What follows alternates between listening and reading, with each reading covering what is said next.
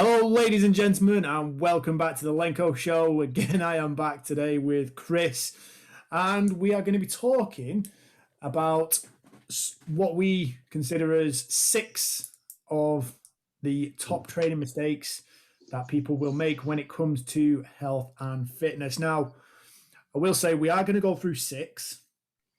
There are many, many more, so many more. So please don't write to us and tell us that we don't know what we're talking about if we don't put some things on the list. I would very much enjoy that. I'd love for someone to question us and tell us we don't know what we're talking about. Well, at the end of the day, if nothing else, it's an opportunity to learn what we don't know. Yeah, right, okay. So I'll let you deal with all that side of it then. Oh no, part of the fun of that would be watching your head explode when people tell you don't know what you're talking about. I don't get angry. So we're going to go through our top 6. We're going to do this in a you go, I go fashion, a little bit like a penalty shootout. Chris is going to go with one. We'll probably talk about that for a little while. I'll tell him that he's wrong. Then we'll go with mine, was number 2, and then so on until we've got a list of 6. And by then, you will have probably had enough of us for today. So we will let you get on your way. So, Chris, kick us off with top training mistake number 1. Okay, well, top. So in my highly sophisticated list of top mistakes within health and fitness, I have put, and could be controversial, bodybuilding. Would you care to explain that, Chris? No. We're going to move on from there. No, I thought I'd leave a momentary pause there to try not to laugh. So rather than, maybe attacking 1 or 2 people individually, you just thought you'd tackle an entire community of people that are very muscle bound, have severe anger problems from time to time, and have been known to explode and spontaneously combust, as well as just being freakishly strong. Yeah, man, listen, we've just given them permission to send us emails and to write to us about what we don't know. So I'm expecting a good inbox full tomorrow. No, okay, so let me be clear. All right. Just a reminder for you on that one, ladies and gents, the email address that you need for that is chris@lenkohq.com. Please. Come at me. Yeah, go on. Try and explain yourself. Now you've offended them, explain yourself. We know that bodybuilders don't take things to heart. You know what? We know they don't take things personally. You know what? I have one of my friends and colleagues is in every way a bodybuilder, and you're playing that card, are you? You're playing that card. Bodybuilding friends. I am not bodybuilderist. All right, no, I used the term bodybuilding, but actually it's a loose term, and what I really mean is, and this is just kind of encapsulated by bodybuilding, because that tends to be the community that kind of I guess own this element of fitness, if we like. So what I really mean is not specifically bodybuilders and not specifically bodybuilding. I've said on previous podcasts that bodybuilding is actually really good and I really enjoy it, and I used to do bodybuilding as well. But what I really mean is focusing on, quotation marks, fitness and not actually doing anything about your health. And you looked at me funny there, but I do have previous for this, because I can tell you my elbows and my knees and my shoulders hate me for the bodybuilding stuff that I did in the past. So that can include things like, so obviously when I said bodybuilding encapsulating certain things, one of the things would be ego lifting, which isn't specific to bodybuilding at all, but ego lifting, so lifting heavy things with poor technique. The downfall of every 18-year-old that trains in a gym. It will come back and get you. And I would like to remind you that even though I was joking with the body, I was semi-serious about the bodybuilding thing. Powerlifters do it, strongmen do it, everyone does that one. But yeah, it's the idea is you're focusing on, like I said, quotation marks, fitness, not really health, but specifically fitness. And it's not even necessarily making you fit doing certain things like that. You're trashing your health. I would also add, really, if we're gonna go there, and I'm gonna get these emails, if we take a look at people in bodybuilding, physique competitions, and bikini competitions, and things like that, I don't think there's. I mean, all training in a gym really is coming from some kind of insecurity or desire to be better. But I don't think you will find a sport that is so heavily participated in by people who either have eating disorders or had eating disorders. Because it's the extreme. It's the extreme. You go from one end, which is an eating disorder, to the other end, which is I am 100% on top of all my food, blah, blah, blah. And it's just going to another extreme. What's the, there's actually a name for it, isn't there? Is it orthorexia? Have you heard that one? Orthorexia? No idea. So the term, so it's a real thing, and it's the term for people who big word for you as well. Become so obsessed with eating clean that it's become like a disease and an illness, and it's alongside, I mean, symptoms and stuff like that. Not feeling good enough, comparing to other people, sacrificing relationships and all that stuff. Like, we all have to make sacrifices for certain stuff, but to a heavy degree, so you can solely focus on this one thing. Orthorexia, ladies and gentlemen, ORTHOREXIA. It's really hard to say it's really hard to spell in a lady voice like that. But yeah, so focusing on fitness and not necessarily health or anything like that. And I guess it's the place it comes from as well. The intention to seek approval elsewhere, externally, rather than actually focusing on you and what your body and health actually need. Does that make sense? Yeah, I think you're actually you've made quite a few fair comments there. Like, it is an extreme, isn't it? It is right at that far end of the scale where it's so geared towards doing everything to the nth degree. Like, if you want to get on stage and win Mr. Olympia or something like that, like the length that you have to go to be able to do that, it is extreme. Like, you do have to use, extracurricular substances. So this is it. Like, you look at the people who are at the top of that sport, and you Whoa, well, hang on. whoa. Okay, yeah, not whatever. If you don't want to call it a sport, but that is what it's called. But No, listen, I'm gonna get shit now. hang on. Hear me out. You look at those people that are at the top, or speak to those people, and I want you to tell me 5 things that are really healthy and really fit about them. And it can't just be they look good. Because really, when you look at it, like, and they'll tell you this, like, they get out of breath, like walking up and down the stairs. Their back, their spines are in pieces, separate pieces. Find me 5. Email me in. 5 things. You just understand want what I'm saying? you just want to cause trouble. That's all you're here to do. Feeling mischievous today, clearly. Yeah, I think, and the other thing that I would argue is that at that point where they are on stage and they are in competition, the period of time at which they are at that level is minuscule. It's not like you are performing, to a high physical standard. Like, they're depleted in terms of strength, endurance. Like, if you were to have a fight with one of them, pick the point that they're in competition. Like, that's when you go for them, because that's when they arguably look their best, is when they are most likely at their weakest, because they're not fueled up, they're not hydrated.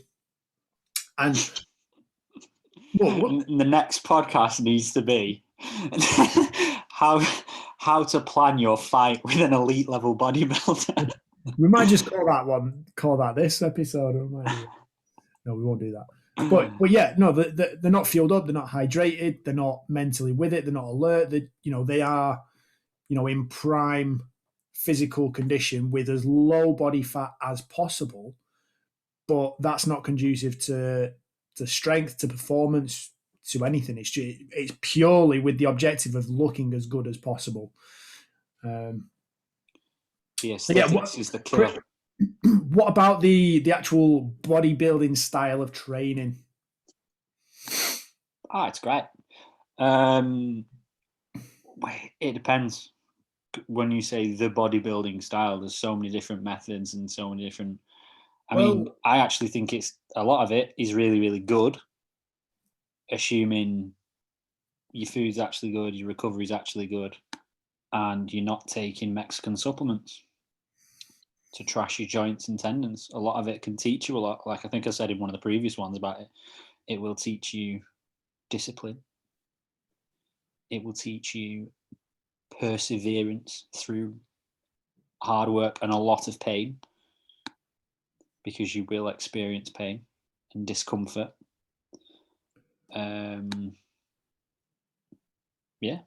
But that's like with any training modality, though, isn't it? Any method that you follow for your training is going to follow that similar kind of path and similar identity, where there is always an extreme end. There's always an extreme length to which you can take anything. So it's just the watered down versions. And what I'm assuming you're saying here, Chris, is it's that kind of for the everyday layperson that does practice, so like a bit of bodybuilding, it's all geared towards looking good rather than actually just being healthy.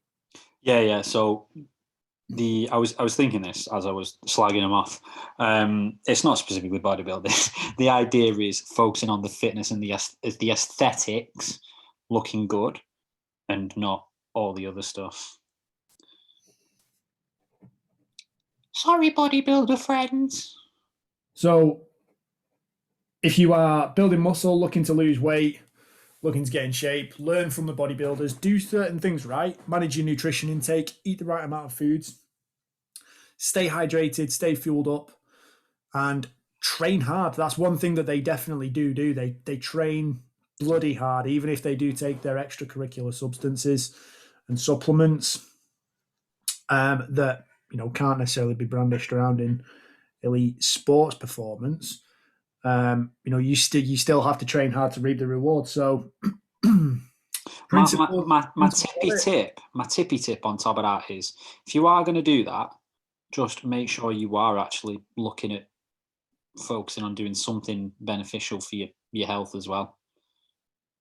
Well, I was just going to say, don't bother doing that. I was going to say purely look at training hard, eating the right foods, managing your nutrition, take good supplements that are beneficial for your health, and enjoy what you do. The body is a tool. Use it for a purpose. It's not just there as an ornament to look good. If you want it as an ornament to look good, then go and get Botox. Go and turn into one of them orange fake fuckers. Go and be that. Go and be one of them. We really have made this a very biased podcast, haven't we? I like to think it's in our own style. If you don't like it, don't listen.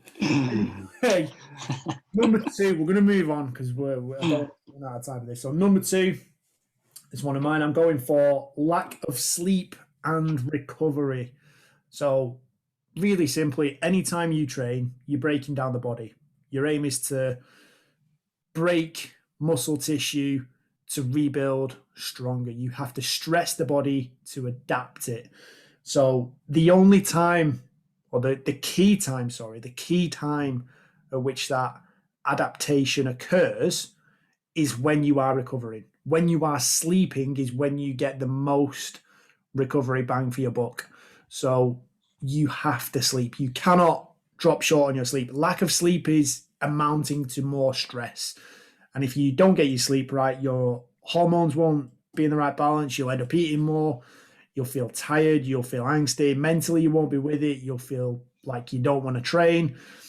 So if you don't sleep, your nutrition's going to be off, your nutrition's off, your training's off, your training's off, your sleep will be off, and you'll be in an endless spiral of doom, which we want to keep you out of. We want to pull you away from that. The endless spiral of doom. Make a note of that. Into the pits of hell. So yeah, you've got to sleep. You've got to sleep and you've got to recover. And part of your recovery, again, similar to what we said for tip number 1, part of your recovery is eating right. It's getting the right nutrients in. It's getting your protein in. It's getting your vitamins and minerals in. It's getting your carbohydrates in. It's getting your fats in. So you still need all of those proteins, carbs, and fats. All good for you, regardless of what Weight Watchers or Slimming World or any of them shitheads actually say. Oh, again. Did you know that bodybuilders will die if they don't wake up at 3:00 and get their extra protein in? Wow.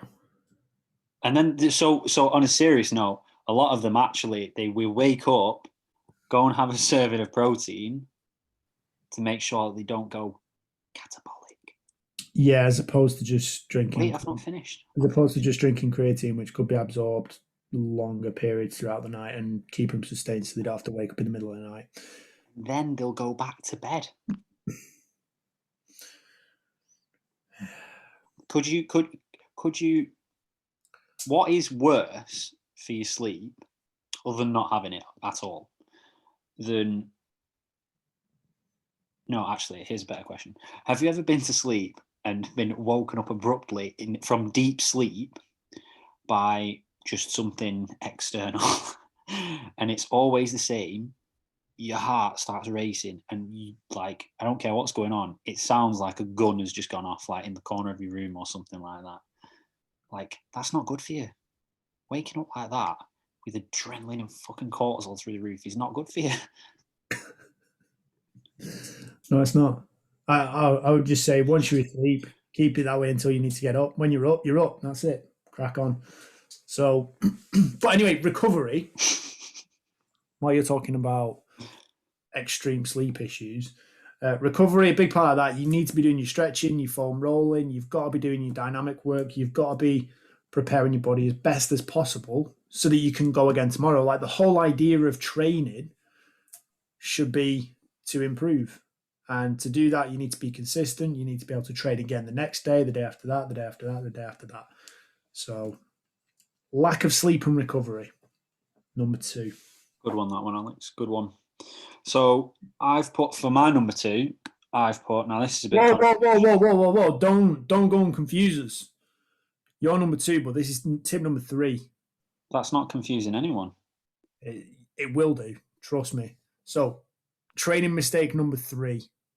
All right. Training mistake number 3, which is my second one, is a bit controversial, but I've gone with bodybuilding. No, I haven't really. Just for the ladies and gentlemen out there listening, can anybody out there tell that Chris is hard work? I'm hard work. Oh. Are you doing your best to not get wound up right now? Do you know what? I'm feeling good. Excellent. All right. Well, you can let me talk through my number 2 then. So I've got bad diet. I've put bad diet because if you diet shit, then I can't remember who was it that said. I can't remember if it was Dax Moy. I remember reading this in the Dax Moy course anyway, but it might have been quoting someone else, but he was saying like there is nothing that will contribute to the way that you look and feel more than the food that you put in your body, like frequently and consistently. It was along those lines. It definitely was said by Dax Moy, but I don't know if he was quoting someone else. That's a good quote. I reckon we'll use that. I'll find the exact one word for word. I do have it, but I'd have to dig it out because I've got the notes saved up. But yeah, he was saying nothing will contribute to the way you look, the way you feel, your energy levels, more than the food that you put in your body frequently and consistently. And that is the be all and end all. And it's like everyone says, the other quote is obviously you can't out-train a bad diet. You can train as hard as you want, but if you're not eating well, I don't mean perfect, I mean, if you're not eating well, you're not going to get the results that you want. And it ties in with what you said as well about recovery. Like, you don't grow. I'm gonna use a bodybuilding term here. Slating them today. Your biceps don't get bigger as you're doing your giant set. Giant sets and arms. They don't get bigger as you're doing your giant set. They grow through the recovery, but they'll only grow through the recovery if you've got adequate nutrients to help them recover and grow. Like, it's not just that your body goes, oh, well, we need to grow now. You need to have the nutrients required to actually help your body recover and grow. So my tip number 2, overall tip number 3 is nutrition. Yeah, I think you have to have the materials in place in order to actually build what it is you want to build, don't you? I think as well. Like, you want to build a house, you need bricks and cement. So literally, I was just about to say, if you have the foundations of nutrition, or the basics of nutrition as your foundation, rather, and you as a result, you're eating fairly well because you follow the basic principles of nutrition, like, doesn't really matter what your goal is, eventually you'll get there. There'll just be a few tweaks that you need to make here and there to adapt to whatever specific performance goal it might be, that will get you there faster or more efficiently or better. But if you've got the actual nutrition set out and laid down, you'll get there. Yeah, and I think that's probably where, I know there's the old quote of, your body is 80%, or the way your body looks is 80% nutrition, 20% training, or something like that. And I don't entirely agree with it, but I can see where it's coming from. Where if you think, well, how often are you going to train? Let's say even if you were down the more extreme end where you're training once or twice a day, 7 days a week, you are going to be eating probably 3 meals per day, pretty much every day of your life. So your opportunity to get, benefits through good nutrition occur 3 times more frequently than when you would train, assuming you were training once a day and eating 3 times a day. Your ratio of doing that might change, but that also presents, a really good opportunity for you to screw it up as well. Like, if you're eating 3 very poor quality meals a day, or let's say you eat 3 square meals, but then you go and eat, a bunch of snacks and taking a ton of calories around that, and then you go and do one training session, well, you're proverbially swimming up the river without, or swimming against the current. I don't know. That was a cross between swimming against the current and paddling up shit. I've completely butchered it. I don't even know what I'm going to say next. Right, let's move on. Have you got anything to add to that? Yeah, I think lastly, so one of the things that I always say that rings quite well with a lot of my clients say back to me that it's actually very, very true. They find it's an easy way to look at it. It's like as simple as, if you eat shit food, you will feel shit. Like, yeah. And what was your circle called? Your cycle of doom or shit or whatever. The never-ending spiral of doom. Never-ending spiral of doom. You will, you eat shit, you will feel shit. If you feel shit, you will eat more shit. And guess what? After eating more shit, you'll feel even shitter again. You're in another never-ending spiral of doom. If you eat well, you will feel better. From feeling better, you will probably eat even better or train even better. And then you will probably eat even better as a result of that as well. So yeah. And let's face it, nobody wants to be up shit creek without a paddle, do they? I'm just happy with myself because I got it right. You had to throw that out there just to prove to people that you could actually say it. Yeah. No, I thought so. Right, top training mistake number 4, my number 2, is not trying hard enough. Now, make of that what you will. We did have this in our previous episode, really, with our how to run a faster 5K. First tip on that was run faster. Tip number 4. It was so profound. It frightened everyone. You know what? It's so true, though. It is so true. And so tip number 4 for me, and again, this is so important, is, if you want to make progress, you have to put the effort in. You cannot cheat the grind. You actually have to put out. You have to be willing to go places. Mentally, physically, you have to break yourself a little bit. You don't have to completely obliterate yourself, and that's another mistake all of its own making, where you assume that you have to go above and beyond to do anything right or to do anything to any degree. But if you did listen to one of our previous episodes with the most efficient workout ever, it doesn't take that much, but you have to be willing to push hard. I like it. You've got to go hard. You have to go hard. I think one way that I describe this, well, I don't think one way that I do describe this to people is the whole training thing, if you like, is a stress stimulus response. You have to put your body under adequate amounts of stress in order to get the desired response. That's it. If you're not putting it under adequate amounts of stress or the desired levels of stress, you won't get the response. Yeah.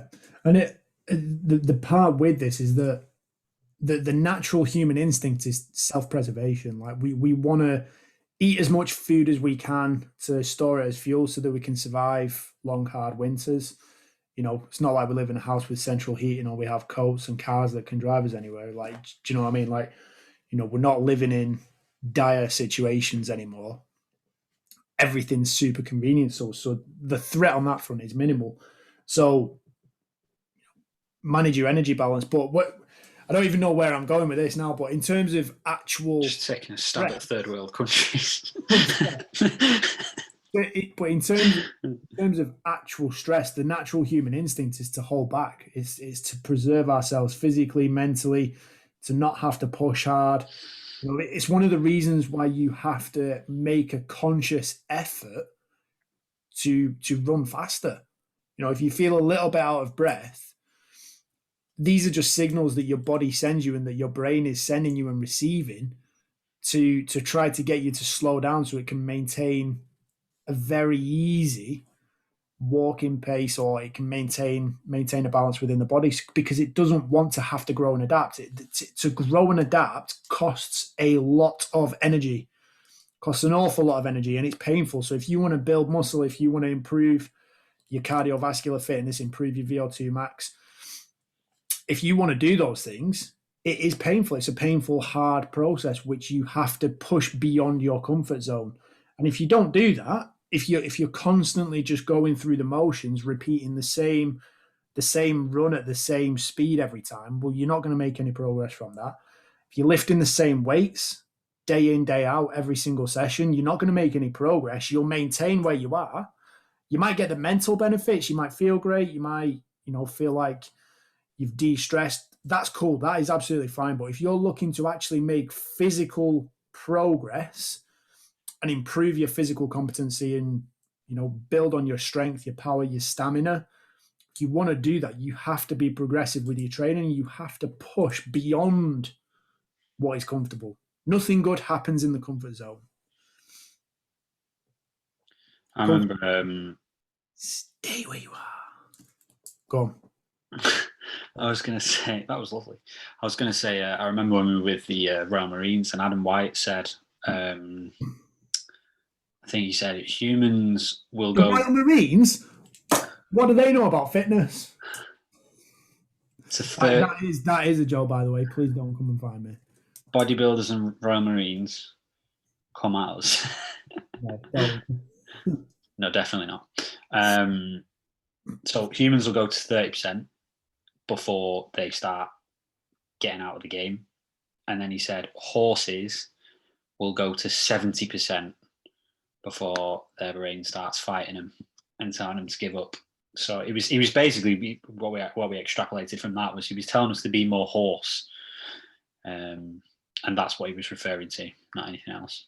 So yeah, be more horse. I read an interesting book quite a while back. I think it was in this book. I think it was in the book called Endure, which has been written by Alex Hutchinson, if I remember correctly. And he was talking about cases of people who had actually pushed themselves and exhausted themselves to the point that they died. And I think right there, and Sounds like your dream. there are only, honestly though, right, there are only a handful of cases. There aren't many situations in which it's actually happened. The question, and I think the big question, is why doesn't it happen more frequently? Like, we used to think that if you ran a mile in under 4 minutes, your heart was going to explode. They used to think if you ran a marathon sub 2 hours or whatever, you would just collapse and die of exhaustion. And these were the perceived barriers that we used to have, where we thought, if you go that quick, that fast for that long, it's going to kill you. But it doesn't. So why? Like, why aren't we able to push beyond that even more? Like, after Roger Bannister completed his 4 minute mile, the guy who said he'd never do it, as in said he'd never do it himself, I think it was an Australian chap, can't remember his name. No one remembers who comes second, do they? But he attempted to run the mile faster than 4 minutes multiple times before Bannister did it. And he thought he was never even going to get there. He thought it wasn't going to be possible for him. I think a couple of months after Bannister did it, he actually broke it by about 2 seconds, which was huge. So, why isn't it possible? Why isn't it possible to go harder? Why don't more people run themselves to the death? I find it very interesting. Very, very interesting. Yeah. Why don't we try harder? Chris,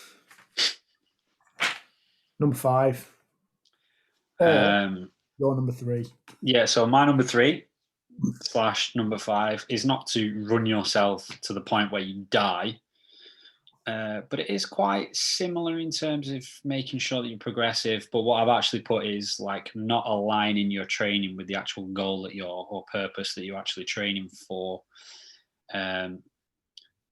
So like a lot of people, particularly when they first start, starting out and doing something is always better than nothing. But eventually you're going to hit a wall and you're just going to plateau. Like, you need to be doing something progressive. So you do need to not necessarily be pushing harder, but you do need to change things so that it is progressive. I think a lot of people also, they have the misconception that they think it's going to get easier as they get stronger or fitter. Like, the whole point is that it's progressive. It's that it scales with your ability and your capacity. So it will always be as hard, if not harder. You will get better at it, but you need to be working just as hard, if not harder. But I think not aligning the training that you're doing with the stuff that you're actually trying to achieve. So doing just random stuff off the cuff, so just showing up to the gym and doing things is okay, but it's not going to get you ultimately to where you want to get to. You need to be doing something progressive or following a specific plan. I know a lot of people, particularly when they first start out, they'll just do like what they've seen or what other people do. Sorry, what were you going to say there? I felt you had something to say. Yeah, I did have something to say. Don't you dare interrupt me. I'm going to kind of not only interrupt you, but I'm going to disagree with you slightly. Oh, there's a shock. Look on that one. There's a shock. So and this is purely because I've got train hard as principle number 4. Most people aren't training hard enough. If you went to wait, hang on. You're not working hard enough as your principle number 3, and then train hard. No, I had lack of sleep and recovery. Yeah. And then I had not training hard enough. So you've got not training hard enough, and then your next one's going to be train hard. What are you even talking about here? So no. So the top mistake is that people don't train hard enough. Right. That's what I've got. So people aren't training hard enough. Now, when it comes to what you've said is not aligning your training with your desired result, what I'm suggesting is whatever you're doing, even if you're on the wrong plan or you're not on a specific plan in terms of tailored towards your goals, even if you are doing something, anything, and you're doing it at 100%, you will make some sort of progress. That's I what I'm saying. disagree. I disagree. How can you not have adaptation when you're going at something 100%? Even if you're not doing the right thing, you're going somewhere. You know, we were talking about bodybuilders, and we were talking about going to the extreme. What you're saying is we're going to supercharge this idiot who, no offense or no disrespect to anyone, like I'm talking about, you go in with a desire to, I'm going to do 2 months, just 100%. I ain't got a clue what I'm doing, but I'm going to go 100% at it. You're going to break yourself. You destroy yourself. Not necessarily, because you absolutely agree with me there. No, because like there is always a scale to it, but naturally, like you just said there, most people will quit at around 30%, 30 to 40%. So what I'm saying is if people just train hard and don't even worry about what they're doing, even if they went round a gym and went, right, well, there's a chest press, a leg press, I'm going to do some bicep curls, I'm going to jump on the bike, and I'm going to do, if you did everything at a 9 or a 10 out of 10 intensity on those bits of equipment, even if they're not necessarily the right thing, or you're not performing what we would class as, compound movements to a good level, like you're not squatting, deadlifting, bench press, etc., and you're not, necessarily taking care of foundational movement patterns, you could still develop strength and improve your physical well-being by doing, let's say, the wrong things to a high level. Now, the thing that would take that up a notch is if then you say, right, okay, well, let's follow a training program and let's do the training program to a high level. That's going to get even better results. So there is a sliding scale of how to go and get results. Like, you want to improve body composition. For a lot of people, running is not a good thing. But if you go out and you run hard a couple of times a week, not following any particular plan, will you get fitter? Probably yes. So go on, argue with me now, Christopher. That's not what you just said. Your argument there was you were saying about going and doing something at maximal intensity, anything. What I think of, okay, well, what I think of, right? Imagine you've got Linda. Linda comes into the gym. She's 62. No, we'll use 64-year-old Murray. Murray, because that's what Graham calls her. 64-year-old Murray. She's come into the gym. She's listened to this podcast, and she's gone, Alex had a really good tip. She said, nail the intensity 9 out of 10, even though you're not really sure what you're going to do. So I'm going to put 100 kilos on this deadlift bar, and it doesn't matter that I don't really know what I'm doing, because I'm going to nail the intensity 9 out of 10. Go on. I Well, it does matter to a degree. To a point it matters. Oh, man. To a point it matters.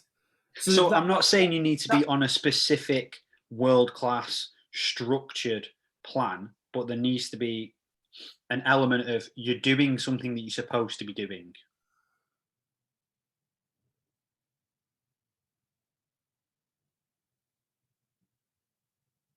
And to that point, that's going to bring me on to point number 6. Go on. I've had enough of your nonsense. Like, if you want the angle that I'm coming from, my nonsense. So you don't agree with it. So you just referred to it as nonsense. I love this game. So you could have the world's best training program, and if you do that 2 or 3 out of 10, versus not following a training program, but you do it, maybe you're doing randomized things at an 8 or a 9 out of 10. What's your 8 or 9 a scale of, though? Because it can't be intensity. What do you mean it can't be intensity? Yes, it can. If you're putting in 80 to 90% effort into what you're doing versus 20 to 30% effort, yes, it can. So now that we're done disagreeing with each other, Seriously, right? So The here's art of having the final word. what's the point of having the world's best training program that you commit to once a week and you do it at 10% or 20, 30% effort? Yeah, so my argument wasn't that you should have a specific plan and do it one time a week, though. That wasn't my tip or Okay, my so point. let's say you've got a very specific plan, but you do it at 30% effort. What does 30% effort look like? You tell me. You seem to know what 90% effort looks like, Chris. You're going to annoy me now. This whole podcast is just going to turn into, well, it's just going to be a continuation of an argument for the next. Right. Would you say someone's better off with a plan or not with a plan? I believe I said this. If we rewind about 8 minutes, Which would you say?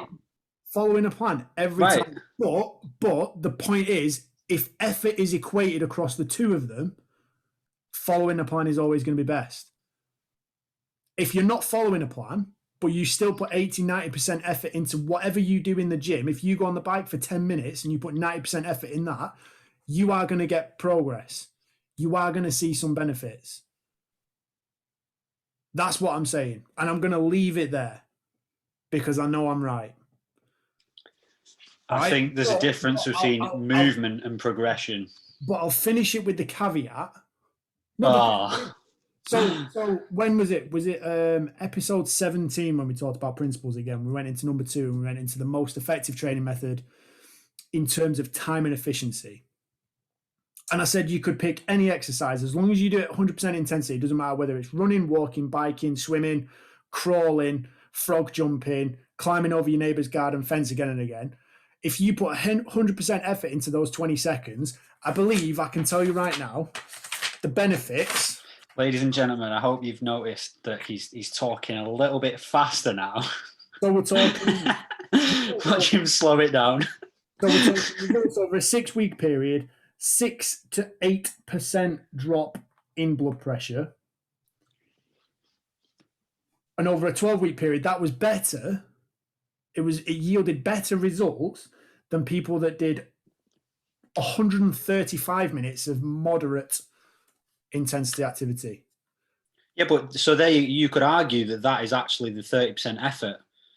You could argue that 135 minutes is 80 or 90% effort, and actually doing 10 minutes at higher intensity is 30% effort. No, because you're just talking volume there. Over the scale of a week. Well, yeah, but it's another measurement for effort. No, it's not. That's training volume. But it's also effort over the period of a week. It all depends on the way you look at the scale. I know what you're saying. I do know what you're saying. But I still stand by it. You've spiked my blood pressure. Tell you, lad. Can't wait to see you on Friday, bro. Chat after this, me and you. Apologies to everyone that's listening. If you were planning on listening into an intelligent discussion between two trainers that know what they're talking about and have found out that they suddenly just disagree with each other on the smallest of details and have very petty arguments all the time, then you know what, though? You know what? I actually think as much as we are trying to give information and help people with the stuff like that we normally talk about, us having a conversation like that will actually help people probably more so than some of the other stuff. I'm not sure that's true either. I think it is because I'm talking about what I think. You're talking about what you think. It's not that neither of us actually make sense. Like the points that we're arguing actually make sense to us in our head. Otherwise, we wouldn't be making those arguments, would we? And it's up to the public, the audience, to make their decision based on those. That's far more empowering. So, ladies and gentlemen, please comment on this. Just who you agree with. Why do you need to know? We don't need to know that. We don't need to know that.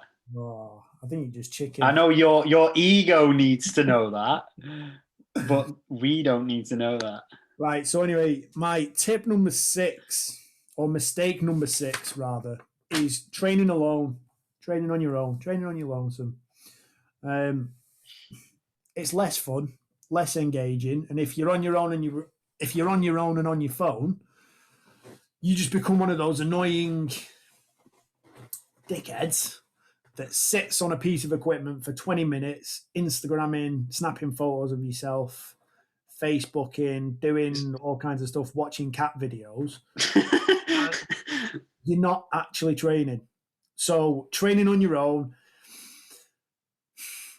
isn't fun. That's what you do, isn't it? About it. Huh? Saying that's what you do, isn't it?